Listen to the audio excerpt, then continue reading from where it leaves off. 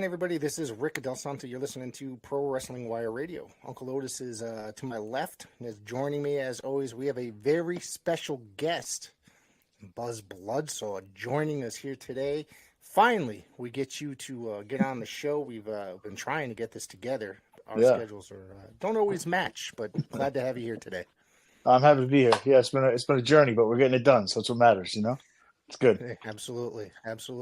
Otis, do you want to open up with anything today? Yeah, I mean, I've been waiting for some time for this one here. We go back a little bit now. He's a potato. Yeah, he's a friend of the potato. No doubt. We've done a couple now. It's good. We've done 2 or 3. Yeah, and I love them. I love them. Especially when I let you take charge.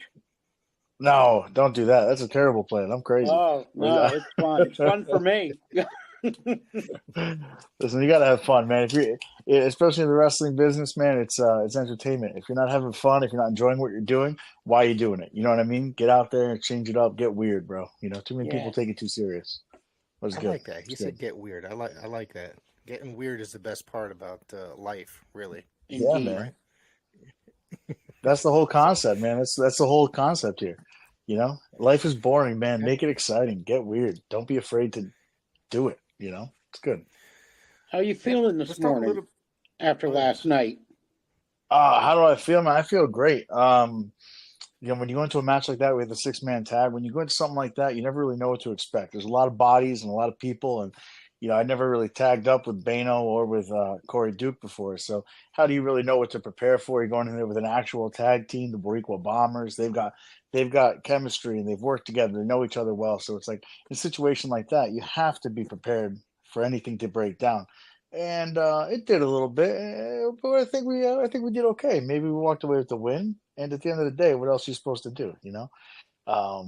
That Duke boy, you know, he's got some potential coming down the line. We'll see how it goes for him, but I think a lot of the guys coming out right now, the next generation of wrestlers at PAPW, man. Every time I get on one of these and I'm talking about PAPW, you know, the work that Paul's doing, Mario's doing, and those students, and they're coming out of it. They're training hard, man. They're making something for themselves, and like, you know, that's the goal of wrestling, right? What's going to happen tomorrow? Someday Bloodsaw ain't going to be out there, so who's going to be the next? So I think it's looking pretty good. You've been a staple of PAPW for, I mean, probably since before I started going, probably 5-6 years ago. So you've been there, you know. Yeah. I think when I came in, you were still the Intercontinental Champion, if I remember correctly. Maybe the United States Champion. I'm trying to remember. So my first title there was the U.S. Heavyweight title. I had that one. I'm the longest reigning PAPW U.S. Heavyweight Champion in history. I think I had it for almost 3 years, something like that. Wow.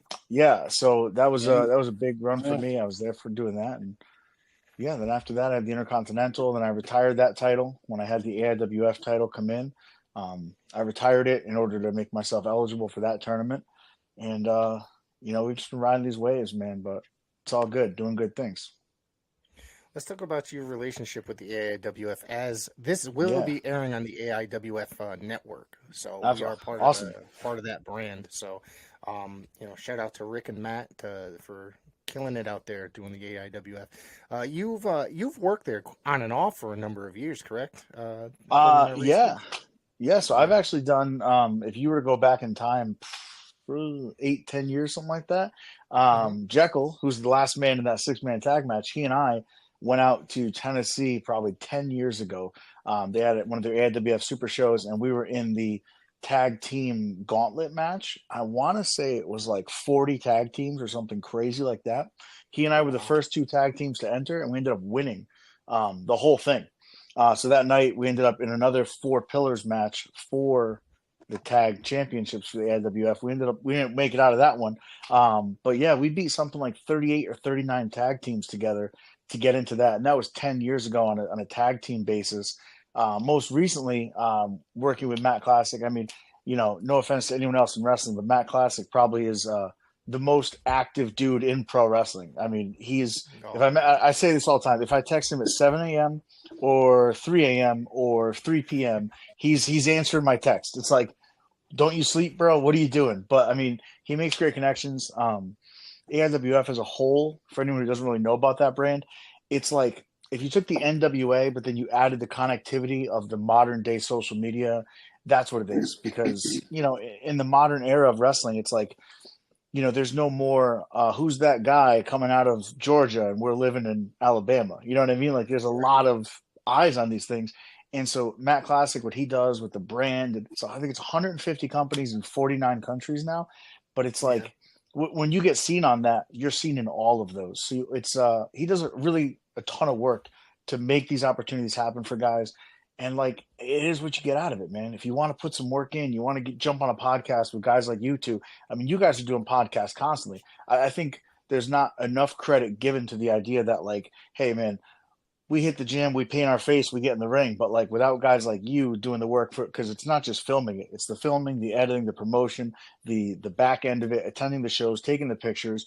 It's like you guys put in so much work to make what we do even matter. So like, I think a lot of people in pro wrestling deserve more of the credit than they get. You know what I mean? And this is just one of those examples. But yeah, man, ANWF, it's great. I'm doing it. I love working with those guys. Wow, so, Rick, how do we follow that up? I mean, well, I'm like almost in tears over here.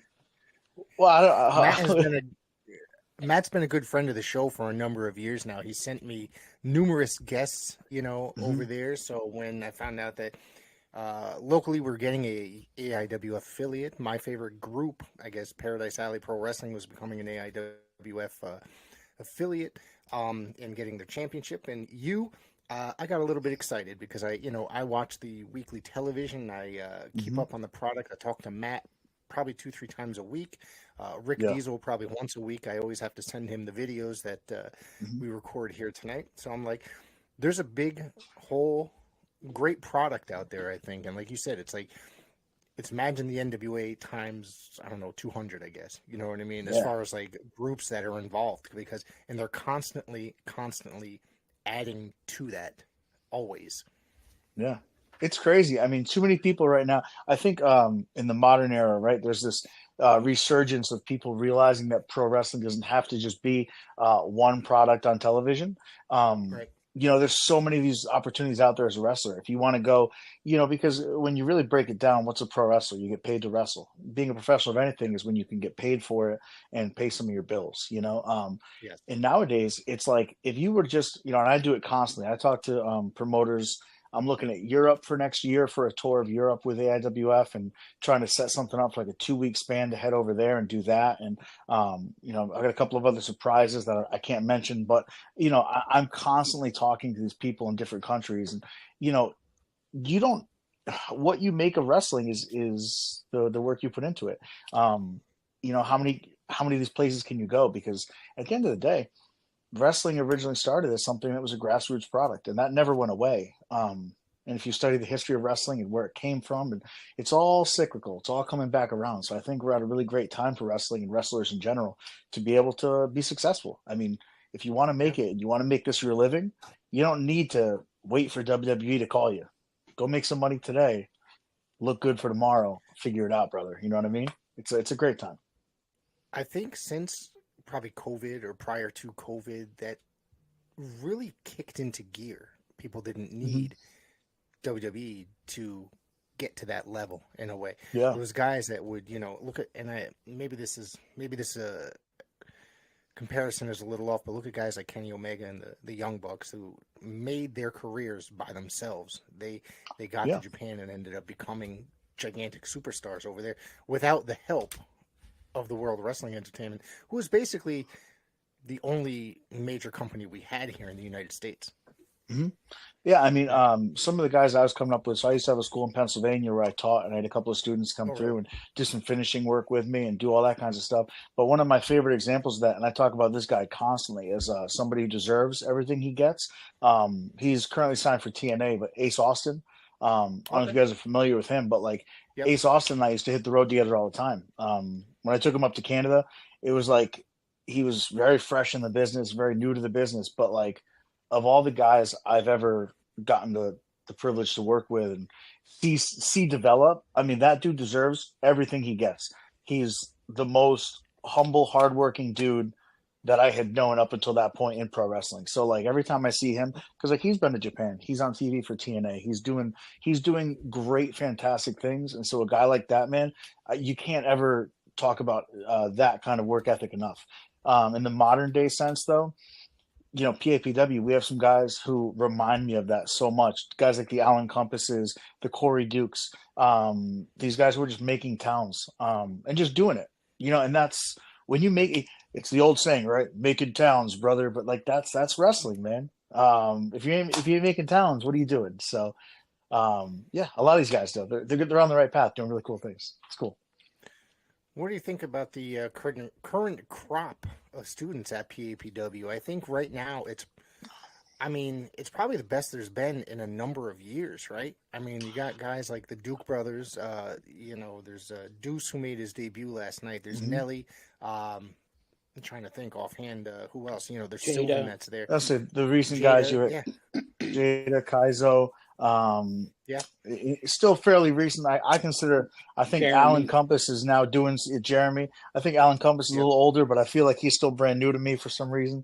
A lot of these guys, like I view them as young students, but I think a lot of them, they have this great benefit of there's so many of them that they can really work off of each other. Iron sharpens iron, right? Right. When you're the only person in there and you're trying to push yourself and motivate yourself to get better, it's harder. But when you could look around the ring and you can see guys and you're like, well, I'm pretty good at this, whatever this could be. It could be I'm a great mat technician, or I'm a great whatever, right? But then you look across the ring and you see another guy who's fresh, young, and they're good at something else. It drives you to be like, well, I could do that. Well, if you can do that, then go over there and do it with them. Prove you can do that to them.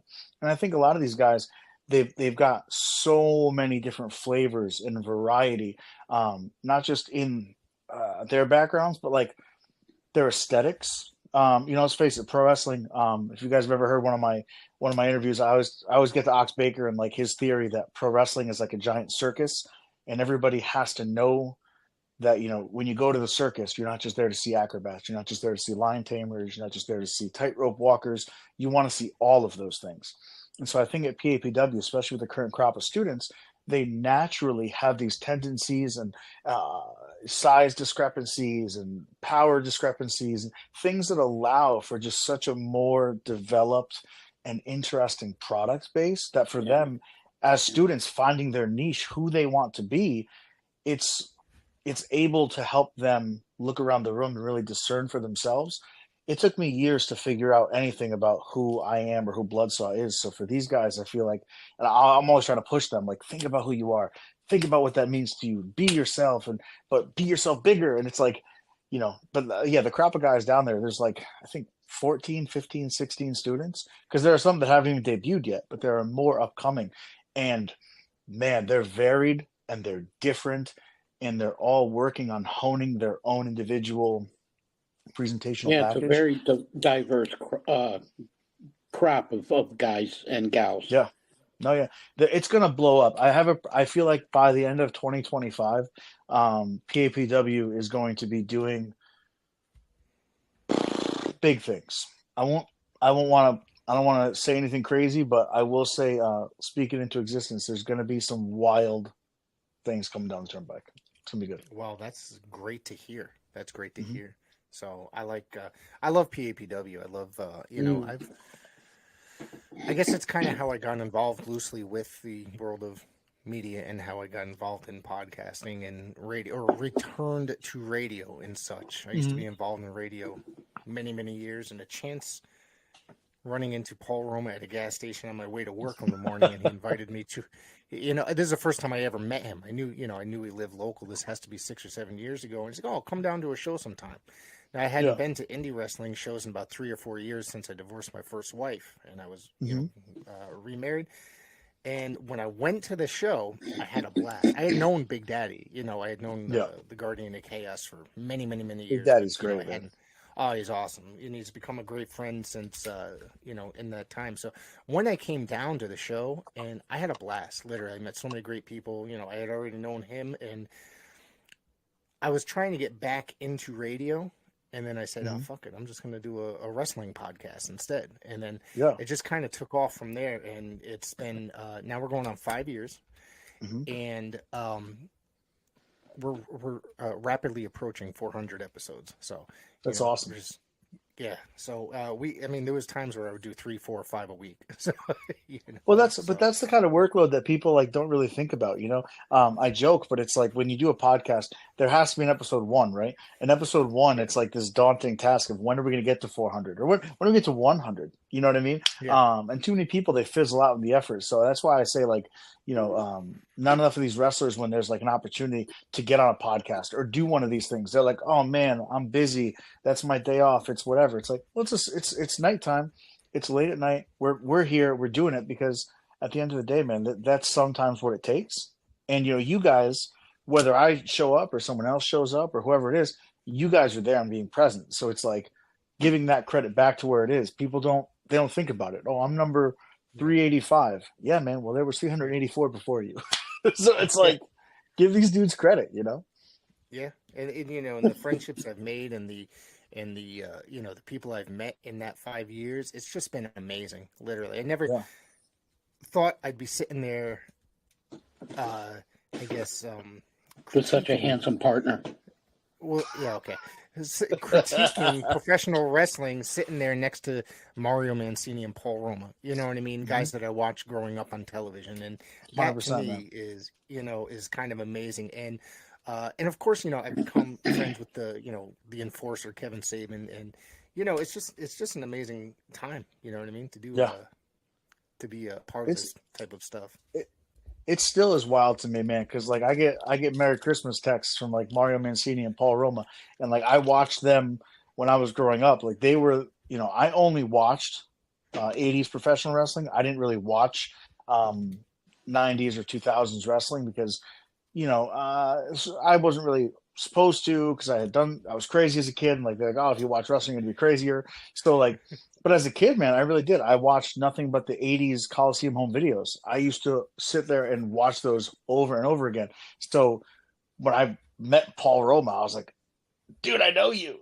Like, now I get to wear the chain, and like this chain is an homage to Hercules. Like Roma cleared that with Hercules' family for me. It's like, I've watched you. I watched him on TV. I watched you on TV. It's like it's crazy to me that these are the guys who are still around and still helping to give back. And they're the ones who will tell you like, hey man, you should do that. Don't do that. And it's like, who gets that? Not everybody gets that kind of an opportunity in general, let alone with somebody who, you watched. So it's really cool to have like that gap, the bridged gap. Right. Dig it. Yep. Otis, do you have any questions or whatnot? Yeah, I was wondering, where did you come up with? Is there a story behind the Bloodsaw character? Is there a story behind the face paint itself, the name, the attitude, whatever? Like, what's the story behind that? Did it come to you in a dream, or was it something from when you were a kid? That'd be way cooler, right? No, so originally, my trainer had originally given me the name Buzz Bloodsaw, right? And I was like, okay, I don't know really what to do with that. And the original concept had been, I was basically going to be like an inmate, like come out with like the jumpsuit and I'm a murderer or something, right? And they were like, what do we do with this? My first show ever was in Pennsylvania. I was down at the show down there, and I was on the pre-show. I was wrestling Adrian Bliss, and at the time, I wasn't planning to do any face paint, right? So I'd grown up watching Ultimate Warrior. He was my guy. Like his intensity, his excitement. Like my famous story is I was watching the Coliseum home video. I think it was SummerSlam, where he was going to wrestle Undertaker in a body bag match. And there's a promo right before the match, and it's Paul Bearer, and he's going around his house, and all these bodies are falling out, and you're like, oh, this is crazy. Because at the time, I was like 4. So I'm like, this is nuts. And then you see Undertaker come down to the ring, and you're like, holy shit. Like, that guy is obviously unbeatable. I mean, he's a complete phenom. Why would anybody think they could possibly defeat this guy? And then the Warriors music hits, and then you're like, you see him come flying down to the ring, and he's excitement embodied. And you're like, you know what? A second ago, I didn't think anybody could beat this guy, but he might have it. So growing up, I was always like Ultimate Warrior, that's the guy. So I get to the show and there's a live band and they were painting their face. They were doing this thing like the Crow, because at the time they were trying to do like a sting knock, and they were like, "Hey, why don't you paint your face?" Because I was talking to the band and they were going to play an entrance song for me, and I was like, "I mean, yeah." So I went in the bathroom and I did. I think it was just a white face with like a red streak across it because I was like, I don't know what I'm doing. But that was, and that was like how I debuted. It was like that was the face paint look. And then I was like, this is terrible. I can't keep doing just that. So I kind of workshopped it a little bit. I had some fun with it. And it's like, I don't really know how I ended up being in this. It's just, this is who I am. Yeah, so in terms of like attitude for Bloodsaw and like who is Bloodsaw, the name iterations for me have been kind of a significant portion of where does it go next, right? So my most recent moniker ever since I had won the last Hercules Hernandez tournament was Bloodsaw Unchained.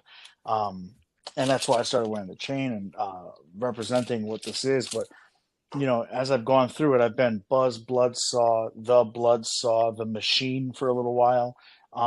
So depending on where you're at in the history, and, part of it is that when you want to be something or who you are, you have to internalize that. The concept of Bloodsaw really is this idea of be weird. Too many people, you wake up, you go to your job, come home from your job, you eat your dinner, you watch some television, and you go to bed. And you wake up and you go to work and you come home and you eat your dinner and you watch television, you go to bed, you wake up, and you do this for years and years and years, right? And everybody at some point thinks to themselves, what if I just didn't? What if it wasn't me today? What if today I did that instead? And I try to represent that. I try to, the origination of the concept of Bloodsaw is this idea of, my original concept was the American Gothic gone wrong. And it was rooted in that because the American Gothic photo, it's the farmer and his daughter and the monotony of that. And what would happen if that was your real life? And the monotony of every day, you wake up at 4, you milk the cows, you do this, you do that, you do that, you go to bed, and you do that. And like, you would lose it. Anybody would lose it. And so I think that's part of why Bloodsaw, despite the face paint and looking crazy, people tend to connect with it. Because on some level, like we've all been there where we're like, man, if I could hit my boss in the face with a chair, my day would be chef's kiss. So sometimes that's what it is. And so I, whenever I kind of get lost in who I am or what's coming next for me, you just sit and you reflect and you're like, well, what do I want to do? And what's stopping me from doing it? I'm just gonna go do it. And that's what I let it become.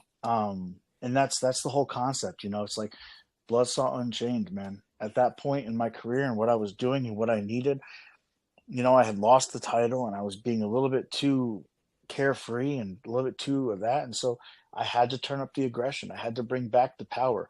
I mean, I'm 250 pounds, not as a joke, not as a wrestling reference. I'm 250 pounds. I can squat 500 pounds. I can deadlift 500 pounds. I can bench press 300 pounds. There's some reality rooted in this idea that, like, if I decide I'm going to go grab your favorite wrestler and just toss him, I can. Like, and so that was the Unchained part of it. It's like, why am I letting myself feel less than that if I could just go and be? And so that's the Unchained. There's some reflection happening lately. You'll see that coming soon, but no spoilers. We're not getting enough spoilers out of you today. It's kind of, hey, listen, we you like want some spoilers, Oh, you want some? Well, I got some. We'll see. Maybe I'll sprinkle them in. I'll start letting them fly a little bit for you. I got you. Why don't you tell me how you chose the Alice Cooper song as your entrance song? You've been using that for a number of years now. Feed My Frankenstein. It was a '90s hit for him, and I think it's kind of an oddball choice of music entrance, and I like that. And I know that you're kind of a music and theater guy, so yeah, man. I love Cooper. Love Cooper, man. Yeah. I'm a huge. I've seen him in concert more than anyone else I've seen in concert. Actually, I joked last time I saw him, his first song he played was "Feed My Frankenstein." So I was like, "Oh, he and I have the same theme music, you know."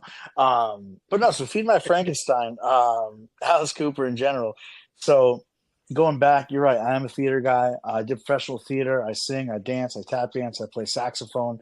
I do a bunch of weird stuff because I don't know, it's who I am as a person. So Alice Cooper for a theme song for me, the first ever um, CD that I bought with my own money was Welcome to My Nightmare. So I bought that when I was like super duper young, man. That was literally the first thing I've got $20. I'm going to go purchase a CD because that was still what you had to do, and I'm going to listen to Back that over and when over again. Yeah, man. back when CDs were $20. I mean, when they first came out in the 80s and Yeah, dude. 90s, they were, yeah, It was not $20. cheap. Yeah, No. and that was the thing is you couldn't.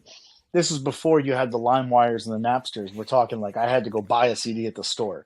Yep. So I got my CD and I came home and I listened to it constantly, and like all those songs were so great. And like as you get older, you kind of expand on it and you learn more music. And so "Feed My Frankenstein," if you put that song in a library with a bunch of other music that you might have heard in the early 90s of pro wrestling, you would think he wrote that as a wrestling theme song because the song itself, it's got that sweet hook in the beginning where it's like, yes, yes, I know you're hungry. Ah, and here comes dinner. And, face paint guy being what I am, I loved when Legion of Doom would start off with the mic and they would come, like, so the idea of like that slow speaking and then the music hits, always been a huge fan of that. Love it. So the song itself starts that way. And then there's the guitar riff that's in it. Dude, how could you listen to that and not get hyped? Yeah. And that's it. Like when you come out, it's like if you listen to Bret Hart's like it's like everybody, all those theme songs had that sweet guitar riff. And I'm like, dude, he wrote this as a wrestling theme. He didn't know it. Or maybe he did, but like for me, it clicks, man. I've come out to some other things. I've used some heavy techno. I've used some more crazier things, but like that song, you come out to, I ain't evil, I'm just good looking, and like, Bloodsaw, man, like that's always been like a running joke for me. I'm like, I come out, I've got my top hat, I've got my vest, I've got my face paint, and there's some blood on my face. I hope you're okay with that. And so that song, it just embodies so many things about what it is, and they didn't happen at the same time. Like I said, I didn't pick up that song until probably what 6 7 years ago now. So like the first half of my career was other songs, but yeah, Alice Cooper, that whole concept. I think Rick, I think you saw my new T-shirt coming out. I was just going to bring that Yes. up. Yeah, man, it's a total Cooper homage. So it's Bloodsaw, welcome to my nightmare. That's off of it's a reference to one of his oh crap, I can't think of the album title now, but it's one of the earlier, It's like one of the 70s ones, right? Yeah. Is Well, it? that's Welcome to My Nightmare. It's Welcome to My Yeah, Nightmare. yeah, yeah. It's Yeah. so I had an artist, Dave Cole, who's also a pro wrestler. Dave Cole, I Davey remember Cole Dave. Paints. Yep, great dude. He he's gonna kill me. He actually designed that for me like 5 years ago, and then I just didn't get it printed.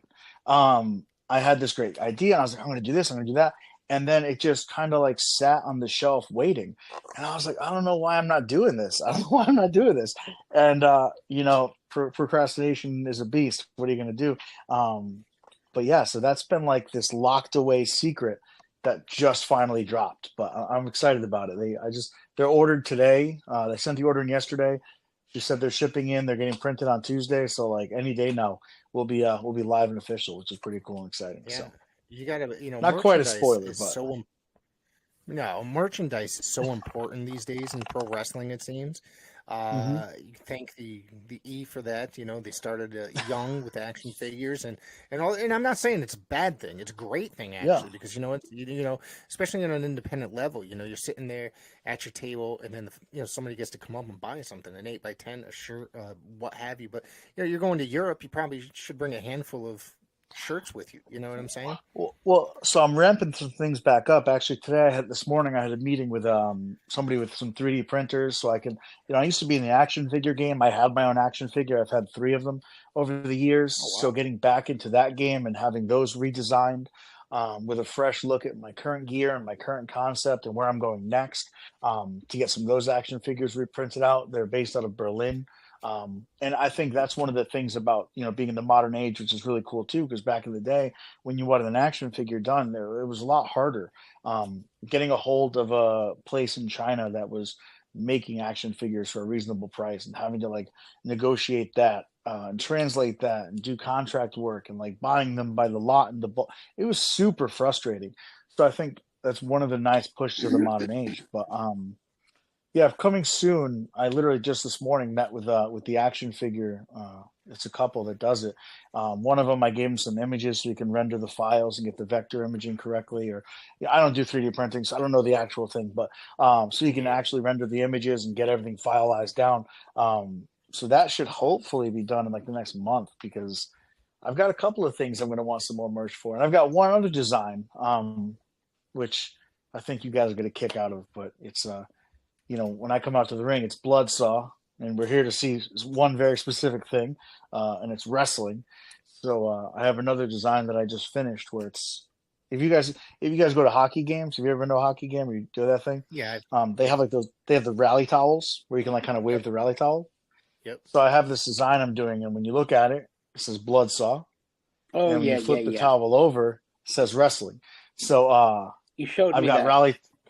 Yeah, well, listen, I'm trying to give some spoilers now. I feel like I got to make this thing juicy.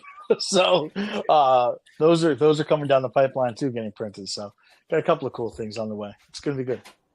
I'm excited about the action figure. Yeah. Man, Yeah, it's one of those things. Yeah, I mean, I'm interested in that. I don't collect many figures these days. I have, Yeah. I bought the, I think I bought the Nick Aldis figure before he went to Mhm. WWE. It was a very limited run, and I think that was the last action figure I bought. So, Well, the thing for yeah, me with action figures in the modern sense, or really any toy in the modern sense, right? Um, the everything nowadays, I think they're made to be a collectible, and yes, like they're priced to be a collectible, and that kind of bugs me. Like I much prefer like we were talking about like the kid they start them young with the kids and they're going to buy something, right? It's like if you're going to go to an indie show and you have a kid and that kid wants the action figure, and that action figure is like $45. It's really hard to be like, I'm going to buy this for you and you're going to break this in 5 minutes. um so I feel like there has to be some empathy level from us as people putting this stuff out, where like don't make everything that has to be a collectible, man. Like, you know what, man, here's a toy. It's 5, 10, 15 bucks, and you know what, man, if you break it you can glue it back together, and no one's like losing sleep over that kind of stuff. I just feel like I prefer this playfulness that wrestling can identify with and really bring back to the forefront of it.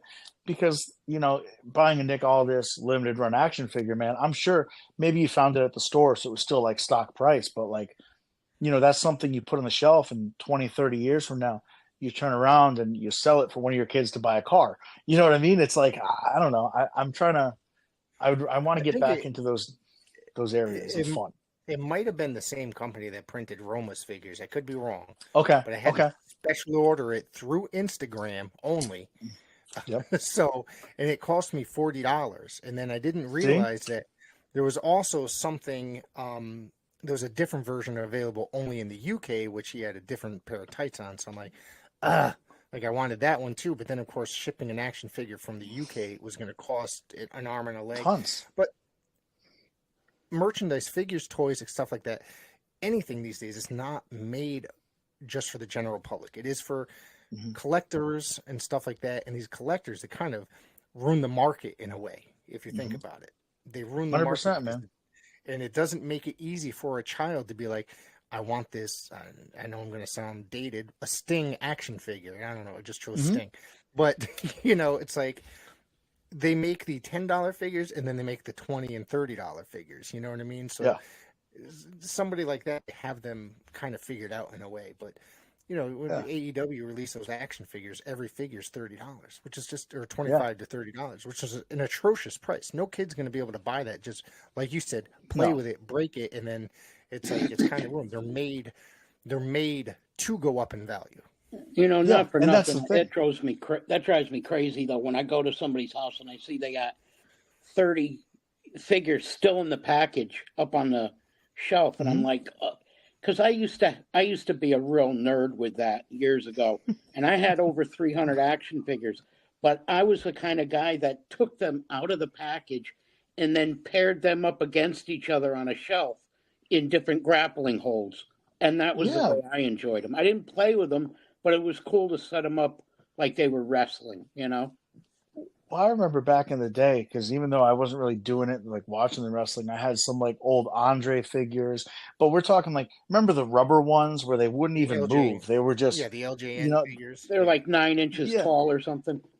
yeah. I had a bunch of those, and like, when you're a kid and you don't really know, okay, well, Andre the Giant is gonna wrestle against the Incredible Hulk, and like you're doing, you're just playing, you're just having these imagination matches, and it's like. I think I have like 60 or 70 like those style loose figures that I still have, and like the kids run wild with them because that's the point. It's like I looked it up one day. I have a Shawn Michaels one that like if it was in pristine condition, it would be worth like $100. In the condition it's in, I think it retails for like 40 on eBay. And I'm like, I don't even care. I would rather like one of the kids, like, oh no, you throw him and you're scratch. It's like go play, man. Be a kid. I love that. I love that aspect of what pro wrestling is. It's supposed to be an escape from this reality of like we're gonna go there and for like 3 hours, man, we're just gonna be in that world and we're gonna be there and like those Yeah. action figures and that stuff should all be coming home. Like bring home the fun, bring home the excitement. Like wrestling is exciting. It's a good time. Like let it be a good time. You know what I mean? So yeah, that's yeah, my soapbox on that stuff. But that's why I like the toys. It's yeah. important that they're able to be purchased to be broken. Have some fun. It's I'm enjoyable. just It's enjoyable. I yeah, agree. man. Wrestling is fun.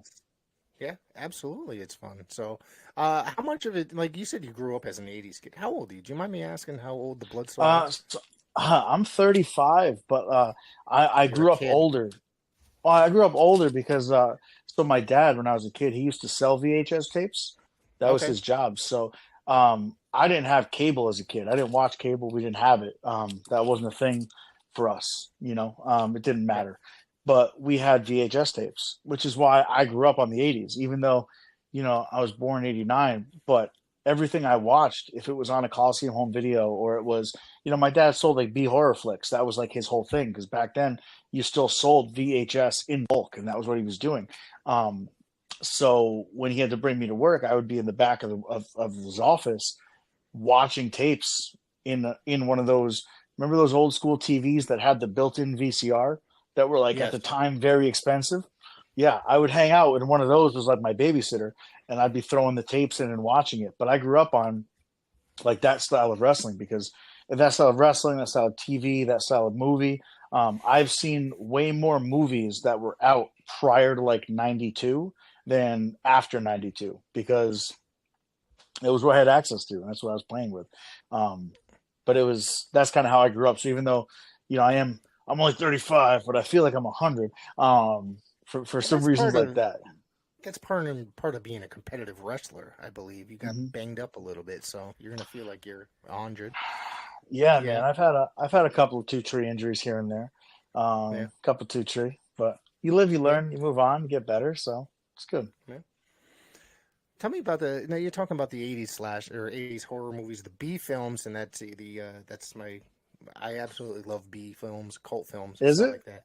So yeah, Yeah. oh, absolutely. If you know me, and that's all I sit around and watch. It drives my wife Okay. nuts. I have to watch everything on my laptop because she refuses to watch horror movies. So, Sure. Sure. so, Yeah. um, So like, what's your let's see, favorite movie? Tell me. so like back in the day, so my dad was one of like the producers put on for like Basket Case 3. So Oh, nice. Awesome. so he had done that, and then if I can't remember the name of it, I want to say it was called like the Cabin or something along that lines. It was like a Okay. reflective, so when you turned the VHS, the eyes would pop through this cabin on the front of the VHS Hmm. cover. He had helped Right. design that. Back in the day, he'd done an interview with Stephen King, so like I had the fortune of seeing some of those things along those lines. My favorite though, I mean, it's super cliche. Don't judge me. It is what it is. Freddy Krueger. He's not necessarily a B horror, but at the time, I feel like he Right. wasn't necessarily presented as the leading horror. It was definitely Jason and Myers. They were the two leading horrors, and then Freddy was kind of off to the side. But I've always loved Freddy. I love the imagination of his killings. I think it's a lot more exciting. If you wanted to talk about like more of a B horror, I really dug the Leprechaun movies. I thought those ones Okay. were super creepy. And the fact that they always did those movies without like the CGI because they actually had a little person doing it, it always made it feel a little bit creepier to me. So yeah, man, the Leprechaun Basket Case was cool. I really dug those movies because my dad had done stuff with him, so I liked that. But yeah, so like those kinds of things. But like in the modern sense, because nowadays I feel like although there is still B horror, a lot of it goes for more of like the Too grotesque many first, special, and then yeah, too many well, you special know, effects, mhm, computer based. That's why I love yeah, the old school horror, the slasher, and and you could find good horror today. You just have to yeah, read about it. You know, I used to, yeah, I mean, even up 5 or so years ago, I was just reading horror magazines. Everything was direct to video or now direct to streaming. You know what I mean? hmm, So I'd go to, I don't know if you're from, you kind of live somewhat close to me, but I'd go to, Best Video in Wallingford or hmm, Hamden yeah, rather. And, when I lived close to there, and they would always have the greatest, B film, the cult section. They have a whole section dedicated to yeah. Roger Corman. Okay, my all-time favorite director of all time. So a whole section dedicated to him. But I would just always sometimes just pick out something that looked interesting. You know what I mean? Yeah. So Well, yeah, and a lot of and times too, that's why like the covers were so important, right? Because like I yeah, said, that one cover, I still think about it because that's what makes me. I don't even remember the name of the movie, but like that was it. I remembered that, and it was kind of cool. yeah, Locally, did you ever meet like DG Haven? it sounds familiar. Or- It sounds So for a familiar. while there, he was doing indie management. He had worked with Tommy Dreamer and got into pro wrestling a little bit, but he was like a local Connecticut horror producer. Okay, That was what he did. So like working with him and doing some stuff with that way back in the day. We're talking 10, 12 years ago. Um, but if let me ask you this: so if you like horror, do you go to any of like the trails or any of the haunted trails and stuff like that? nah, I don't really take my time. I probably should, but I don't. Well, so I don't have a lot of time. Yeah. Yeah, I don't go to them because I have this Yeah. really bad reflex of if you pop out, I punch first and ask questions later. But but like I think 9 or 10 years ago now, I actually got to go be Bloodsaw at the Trail of Terror in Wallingford. Oh So I wow. had like a little section where I got to like have people walk by me and I got to do like a creepy version of Bloodsaw, but it was Bloodsaw, but it was kind of fun. So I like to dabble now and then back into some of the scarier entertainment stuff because it's fun. It's I enjoy Yep, those sorts of absolutely. things. So I do have a Stephen King story. You brought up yeah, him. what do you got? My cousin used to play Little League Baseball. I never Hmm. was into it, but he played. He was playing against this team, and guess who was there? Stephen King. His son was on the opposing team at the He was time. playing Joe. He was playing Joe. Yeah, this is. Oh, it has to be 30 some odd years ago. It has to be in the late 80s, mid to late That's 80s. awesome. And my uncle goes, "Look, that's Stephen King over there." I'm like, "Yeah, right, whatever."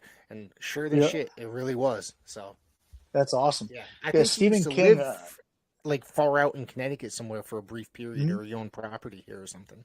Yeah, now I think he's up in Maine full time. Yeah, he's in But Maine. like, Yep. but Stephen King, he's my favorite. So if you ask me my favorite poet of all time, it's Edgar Allan Poe. But my favorite writer of all time is Stephen King. I've read. Right. I'm like 75, 80% of the way through reading every book he's written. Oh wow. He's the only book that I go and I still buy at the store. His like series, The Tower. Mm-hmm. Um, I don't know if you ever read it, it's like 8 books long now because he's had some addendums into it. But like that series and all that kinds of stuff and how it relates to all the other books he's written, I'm a huge mark for all that stuff, man. I go out and I read everything he writes. So I Wasn't really, I there really dig his a work. mini series? Wasn't there a mini series Yeah, produced to that? Like in the yeah, 90s? Okay. it Yeah. flopped pretty hard. It was not good. Yeah, I remember it getting terrible reviews. Otis, They you're kind tried of to quiet redo it. over there. No, Yeah, come I'm on, getting Yeah, into I Otis. think all of they this should. horror stuff because I was a B horror film. As a matter of fact, if you ever gotten off of exit 67, I believe, in Old Saybrook, Mm-hmm. You take a left at the end of the ramp. It's, I think, Route 157. You go under the highway. There's a very old house on the hill on the right-hand side, and that's where they filmed Let's Scare Jessica to Death. Yeah? Yeah, I went and I took some pictures of that house, and it's been for sale for a few $1,000,000 now for quite Ooh. some time, but the house is like completely falling apart.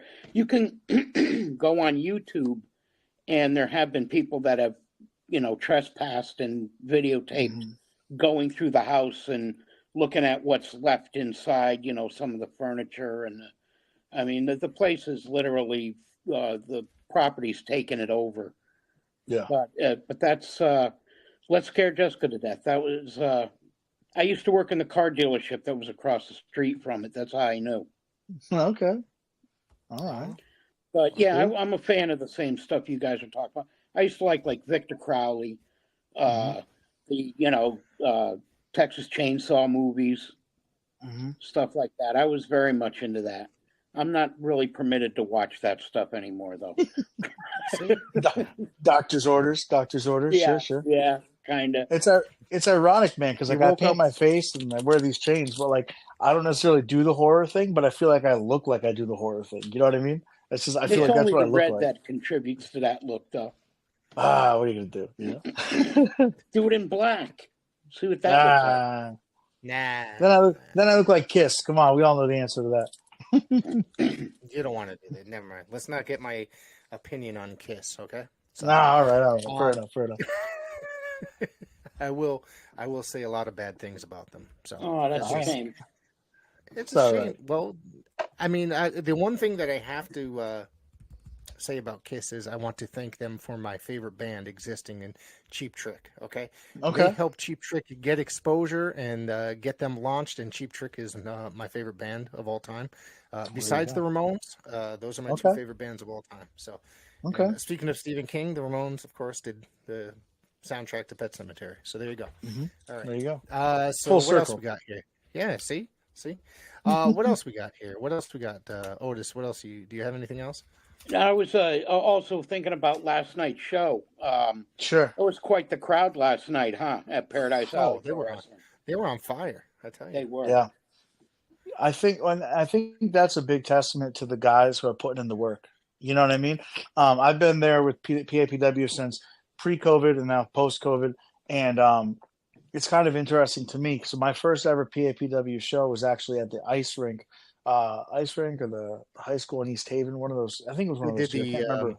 The Malillo ice rink over there, right? Yeah, that's what it was. Yeah. So we were out there. That was my first show. So we were out there, and it was a good crowd. You know, and it was a packed building, and I feel like post-COVID, and I've noticed it not just PAPW, but there was like a shift where for a while, like the attendance was like, oh, I really want to go out. It's a tight building. Don't want to be confined.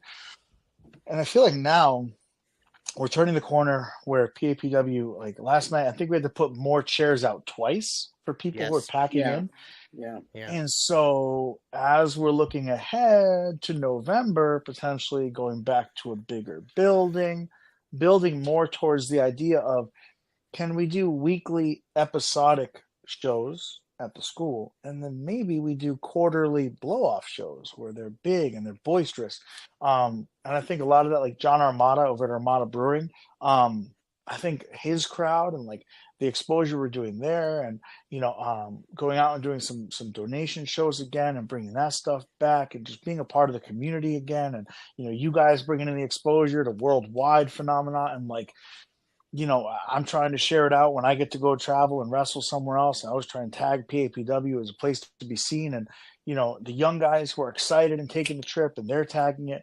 So I think the way the grassroots are really starting to settle back in and drive forward, man. And that's why I said I think in the next year, as this crowd is growing and getting hotter and getting excited, and if you miss a PAPW show, I think we're at the point where if you missed a show, you missed something happen, and you can't miss it.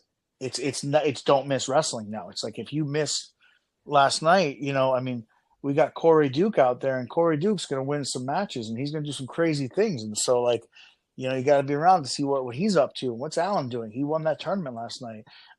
Deuce made his debut last night. It's like all these guys. It's like if you weren't there, you missed it. And so the only way to make sure you don't miss it is to be there.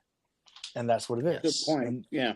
you know, I think that this year, Paradise Alley has been putting on some great shows. Like you said, there's this kind of shift. It looks like, I don't want to say anything bad. I don't want to say that it suffered a little bit, but there was a time they were just putting on shows with who they had, right?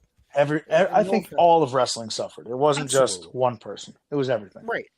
And, you know, Paradise Alley is the first place I started going to indie shows again. After I took that 2-3 year break from professional wrestling as a whole. So when I started going, I instantly fell in love with the product. I thought, oh wow, this is great. But you guys were doing those Friday night weekly shows, and when I first started going, they were weekly, I think, right? They were weekly, and then it'd be like a monthly big show or a bi-monthly big show or something to that effect. And like at the like you said, the ice rink over there, or then for a while it was at the Annex, and then there was the JCC.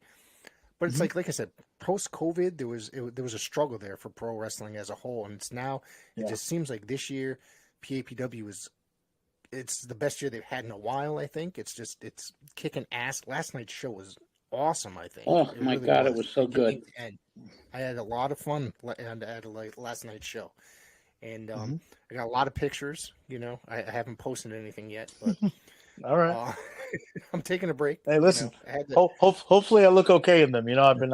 I joke post-COVID. I've been going through my struggles too, but you know, it's all relative. It's all relative. That's cool. I gained a shit ton of weight during COVID and post-COVID, but you know, there was a lot of guys that have come into PAPW in the last year alone. Like Alan Bano, you know, from Massachusetts, Springfield, Mass. He started coming down to the training facility, working out. Now he's on the roster, and it's good to see Alan Bano because I've had the opportunity to work with him in several different companies outside of PAPW, and he's a really great guy. He really is. Super dude. And to see him, super dude. Yeah. Oh, awesome. And to see him, doing so well in Paradise Alley, you know what I mean? It's kind of awesome to see that they're using him. And then, you know, you got all these young kids, like you said, Deuce debuted last night. Crowd was going nuts for him last night. Yeah. Loved it. And that's great. Yeah. You know? Yeah. I really like Mr. Z. Oh, Mr. Z is. I really do. I really, really do. I think that, I don't know, he brings to me, I mean, everybody probably thinks the same thing. He gives you that vibe of The Undertaker when The Undertaker broke into the business as The Undertaker, except he's more boisterous than The Undertaker was. He's just big and ominous looking. You know what I mean? Yeah. And he's catching a lot of heat, and I think that's awesome because he deserves it. You need that. You know, like I said, you need to have the different elements of the circus, right? And I think he brings an element. Nobody else brings that. You know, everyone else, even like I do face paint. Jekyll does some face paint. Sylvan does the face paint, but he's the only one who puts some paint in his face, and he's just. He transforms him. But his aura is different also. You know what I mean? I'm out there to have some fun. Sylvan is out there speaking for the trees, whatever that means. And then you got Jekyll who's off in the corner crazy. But then you got Mr. Z who's just out there to be your worst nightmare. And it's just this different. It's different. And that's why it works. It works so well because it's different. And if you can find what makes you different as an up and coming wrestler, then that's when you're not just going to be up and coming, but you're going to be successful too.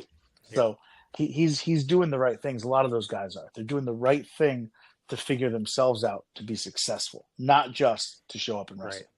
So it's cool. Right. And then we interviewed Corey Duke earlier today, and I think that I think that kid, for having 3 matches under his belt so far, like he last night was 5. Last night was 5. Last night was 5. Okay. So I don't know how many people know this, but Corey Duke has actually been jumping in the car with me everywhere. Oh, really? So his actual, he's had 3 matches at PAPW, but his first match was actually in Tennessee at a show that I brought him and Jekyll down to. So they wrestled out Altamont in Tennessee for his debut. And then like 6 weeks ago when I had gone up to Canada, in Septiles, Quebec, where I lost the AWF International title at that match. I'm going to get my rematch soon. But he had actually taken the ride with me. And Corey Duke, this is something you guys got to make sure. I've been telling everybody this. And he says, stop telling people that. And I said, no, you got to tell people. Corey Duke, we're in Sept-Îles, Quebec. So we drove 17 hours north. I mean, straight north. We were 12 hours into Canada. So it only took us 5 hours to get to the border, and then we drove another 12 hours in Canada. So we were way northeast Canada in Sept-Îles, and they hadn't had wrestling there in 30 years. So since 1994, there hadn't been a professional wrestling show, indie or better, at all in that town. So after 30 years, the first guy to take a bump in front of a crowd in Sept-Îles, Quebec, and as I say, wake up the wrestling legends of that town was Corey Duke. So Corey Duke is a Canadian legend. Yeah. Don't let him tell you different. Was that in the scramble? Because I think he told us about him going with you, and I think ended up in a scramble match. That's not yet. That's this week. He's coming with me to a. This was a singles match up in Canada. I'll send you the footage of it. It was for AIWF, the affiliate. So up there, I think they have better footage. I have a fan cam view of it because obviously it was his debut in Canada. It was his third match ever. But I thought it was pretty cool, so I filmed it for him. But they had a really great. I don't know if have you ever talked with Drew Onyx at all? Rick or no? I know. I've never talked to him. I remember him very well, though. I remember. Yeah. I think was he part of NWA Wildside for a while as well? Like back he's in the done day? a ton. He's of done things. Everything. Yeah. Yeah. And I'm going back early 2000s, but I think he did like. Mm-hmm. I mean, that dude was everywhere. But I was trying to remember particularly about the Wildside. But So he actually.